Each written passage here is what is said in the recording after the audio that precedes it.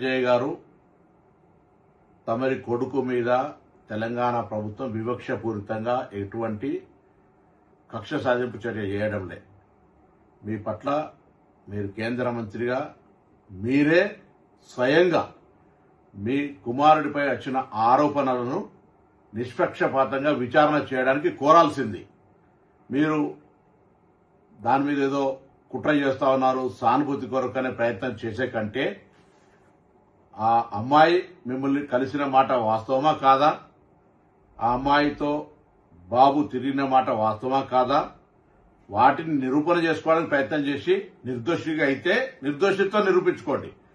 కానీ మీరు కేంద్ర హోంశాఖ సహాయ మంత్రి ఉండి ఒకవేళ పొరపాటు జరిగితే చట్టం తన పని తాను చేసుకుపోయే విధంగా ఉండాలని కోరుకుంటా ఉన్నా.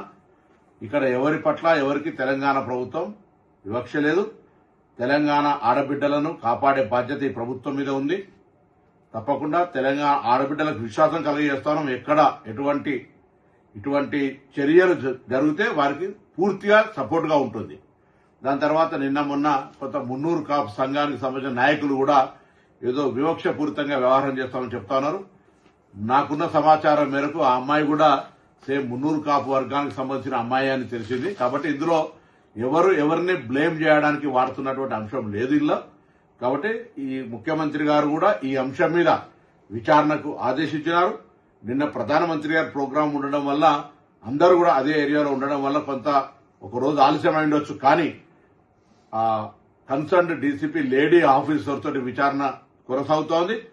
దోషి ఎవరు కూడా తప్పించుకొని పోలేరు, ఎంతటి పెద్దవాళ్ళైనా అనేటువంటిది ప్రభుత్వం అంతే కఠినంగా అంతే సీరియస్ గా వ్యవహారం చేస్తుందని గౌరవ ముఖ్యమంత్రి గారే స్వయంగా మరి డీజీపీ గారిని ఆదేశించినారు.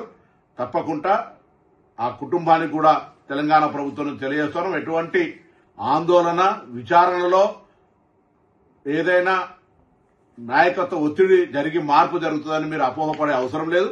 తప్పకుండా ఇది ప్రజాస్వామ్యం. మీకు జరిగినటువంటి అన్యాయంగా మీరు అది ఒకవేళ తప్పకుండా అటువంటి సంఘటనలు జరిగి ఉండుంటే దోషి మీద ఎటువంటి శిక్షకు వెనుకాడిగే ప్రశ్న లేనేలేదు.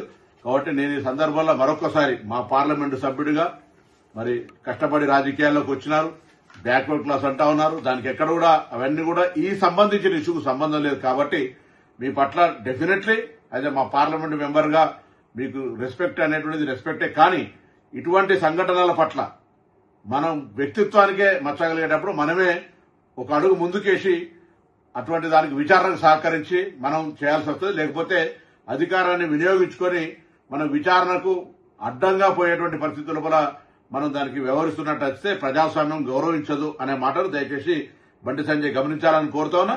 నేను అదేవిధంగా పోలీసు అధికారులను గౌరవ ముఖ్యమంత్రి గారి ఆదేశాల మేరకు మరొకసారి సీరియస్ గా ఆదేశిస్తాను. వెంటనే ఎటువంటి వివక్ష లేకుండా పూర్తి స్థాయి విచారణ జరిగి దోషులు ఎవరైనా సరే కఠినంగా శిక్షించే విధంగా ఉండాలని సందర్భంగా కోరుతా ఉన్నాను.